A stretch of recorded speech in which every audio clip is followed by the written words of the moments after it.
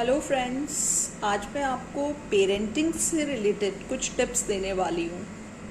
इसके अंदर मैं आपको बहुत ही इम्पॉर्टेंट चीज़ बताऊँगी, जिसके अंदर मैं आपको बताऊँगी कि मेरी एक छोटी सी बेटी है 4.5 साल की, जिसका नाम मिशिता है। वो बहुत नॉटी है, बहुत शैतानी करती है। और ये जो 4.5 साल वाली फेज़ है, इसके अंदर आप समझ सकते हैं बच्चों को टैकल करना बड़ा मुश्किल काम होता है।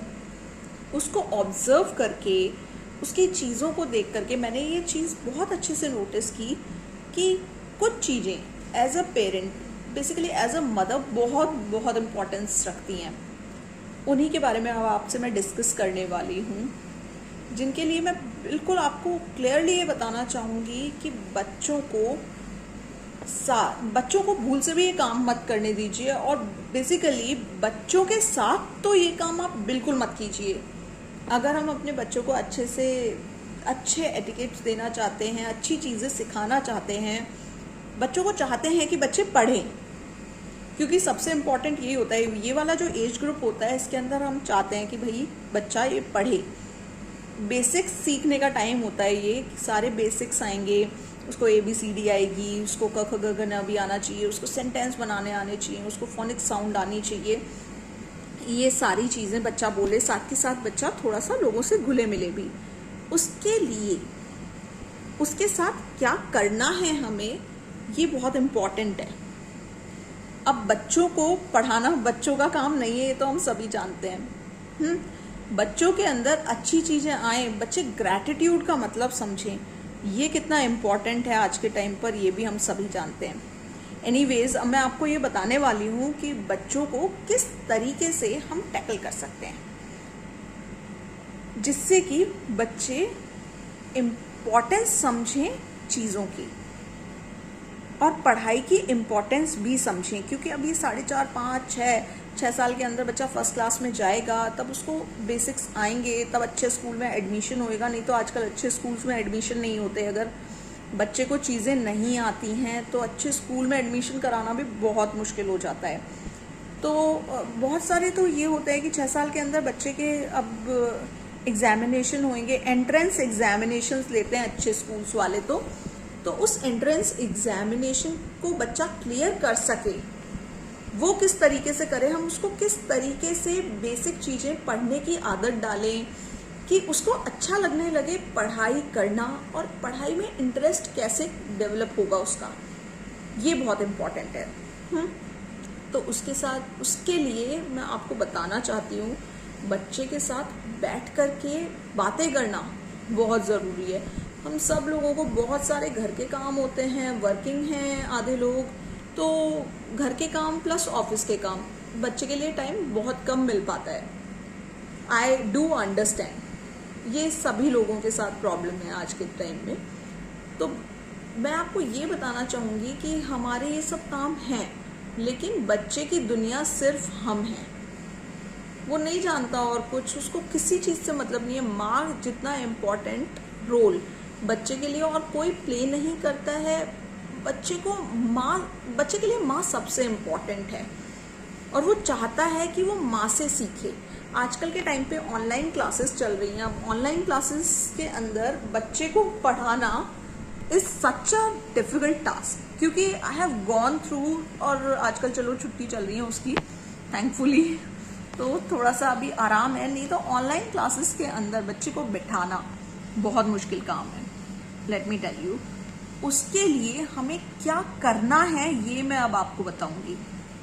सबसे पहले तो बच्चे के साथ बैठना, उसके साथ जेल होना और बातें करना, कि बच्चा आपको अपना फ्रेंड समझने लग जाए। 4 साल का बच्चा, 5 साल का बच्चा ये समझने लग जाता है। जैसे मेरी बेटी है, मेरी बेटी इज लाइक कि वो बोलती है कि mamma you are my best friend. सोने से पहले या कोई भी बात होगी, वो अगर मुझसे गुस्सा होगी तो उसका पहला सेंटेंस ये होता है, मम्मा वी आर नॉट फ्रेंड्स। तो now we have become friends. तो दैट इज वेरी इंपॉर्टेंट कि बच्चा आपको फ्रेंड समझने लगा है। तो अब आप माँ तो हैं ही, साथ के साथ उसकी बेस्ट फ्रेंड भी हो चुकी है।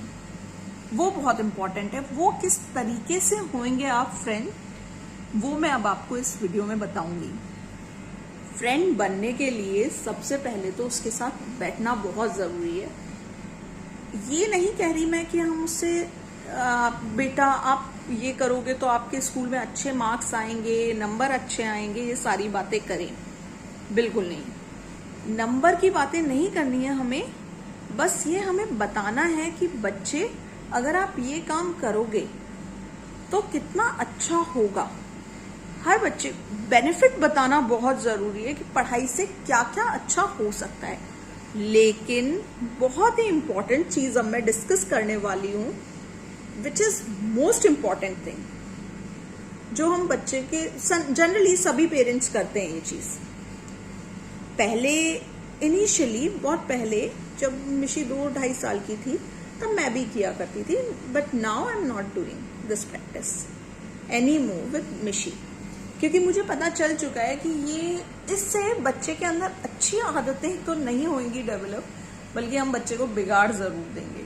तो बच्चे को लालच देना बिल्कुल बंद कर दीजिए कि बेटा आप ये करोगे तो आपको चॉकलेट मिलेगी, ठीक है। ये चीज़ जो है बच्चे के अंदर कुछ और चीज़ें डेवलप कर देगी। लालच की आदत देना बिल्कुल बंद हो जानी चाहिए। एक जो सबसे इम्पॉर्टेंट चीज़ है वो है फेलियर पे गुस्सा।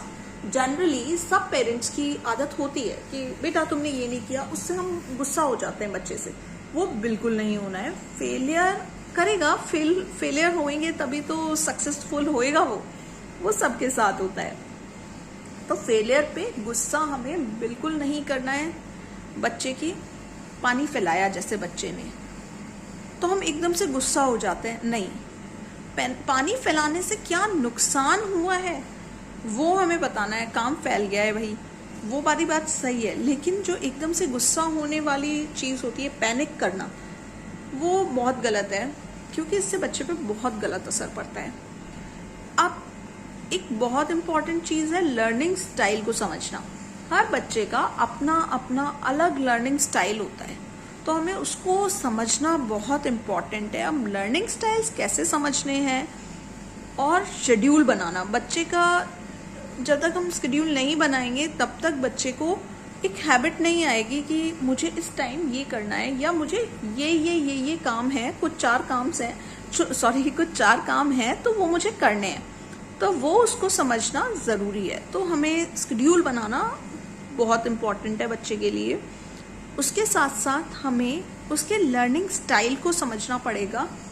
लर्निंग स्टाइल जब हम समझ जाएंगे तब हम समझ पाएंगे कि इस बच्चे के लिए इस तरीके से होना चाहिए, क्योंकि ग्रैटिट्यूड जो है वो बच्चे को बचपन में ही सिखाना वो बहुत ज़रूरी है। बच्चा अगर बचपन में ग्रैटिट्यूड नहीं सीख पाएगा तो उसके लिए बड़ी मुश्किल हो जाएगी। ग्रैटिट्यूड बहुत इम्पॉर्टेंट है। ये अगर बच्चा बचपन से ही प्रैक्टिस में डाल लेगा कि हाँ थैंक यू, तो उसके लिए चीज़ें बहुत आसान हो जाएंगी। और मैं आगे के वीडियो में बताऊंगी कि जब हम यूनिवर्स को थैंक यू करते हैं तो हमें क्या क्या मिलता है। बहुत सारी चीज़ें हैं जो यूनिवर्स को थैंक्स करने से हमें मिल जाती हैं। तो भूल से भी बच्चे के साथ ये 3-4 काम मत कीजिए, बिल्कुल भी मत कीजिए। एक तो लालच देना, बच्चे को कुछ भी काम करवाने के लिए लालच देना बंद कर दीजिए आज से, अभी से। उसके साथ साथ उसके लर्निंग स्टाइल को समझना स्टार्ट कर दीजिए। फेलियर पे गुस्सा करना बंद कर दीजिए। तो आप देखिएगा चीज़ें कितनी आसान हो जाती हैं। जैसे ही बच्चे को ग्रैटिट्यूड की प्रैक्टिस हो गई या उसको ग्रैटिट्यूड करना आ गया तो बहुत सारी चीज़ें अपने आप हल हो जाएंगी। बहुत सारी चीज़ें, ये जो है ग्रैटिट्यूड की आदत, इससे तो बहुत सारी चीज़ें अच्छी होंगी। साथ ही साथ एक चीज़ मैं बहुत क्लियरली आपको बताना चाहूँगी, स्पेशली विद किड्स। होता क्या है, जो हम बच्चे से कहते हैं कि नहीं बेटा ये मत करना या वो मत करना, या झूठ बोलना बहुत गलत बात है, ये सारी चीज़ें हर पेरेंट्स कहते हैं बच्चे से, लेकिन बच्चा वो कतई नहीं समझता जो हम उससे कहते हैं। बच्चा सिर्फ वो समझता है जो हम करते हैं। कहने से बच्चा नहीं समझ सकता, करने से बच्चा समझ सकता है। जनरली होता क्या है कि हम बच्चे से कहते हैं कि बेटा झूठ बोलना तो नहीं चाहिए, झूठ बोलना बहुत गलत बात है, लेकिन हम बच्चे को बोल देते हैं। बच्चे ने मांगी चॉकलेट, चॉकलेट है हमारे पास, हमने लेकिन हमें नहीं देनी है, तो हम बोल देते हैं नहीं बेटा चॉकलेट तो खत्म हो गई। अब बच्चे को पता है कि इनके पास चॉकलेट है, वहां रखी हुई है। बच्चे की एक मेमोरी में क्या चीज चली गई कि मम्मा पापा तो खुद झूठ बोलते हैं। तो वो मैं बताना चाह रही हूँ कि वो बहुत गलत है कि हम क्या कर रहे हैं बच्चा उसे ही समझेगा, जो हम कह रहे हैं बच्चा नहीं समझ सकता। एक 4 साल 5 साल का बच्चा वो कतई नहीं समझ सकता जो हम उससे कह रहे हैं, उसको समझने में टाइम लगेगा, लेकिन वो बहुत ही खटाखट ये समझ जाएगा कि जो हम कर रहे हैं वो सारे काम वो समझेगा। अगर आपको वीडियो ये पसंद आया है फ्रेंड्स, तो इसको लाइक शेयर और सब्सक्राइब ज़रूर कीजिएगा।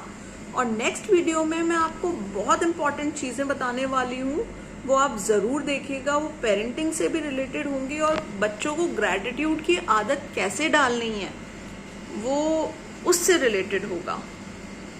Okay bye.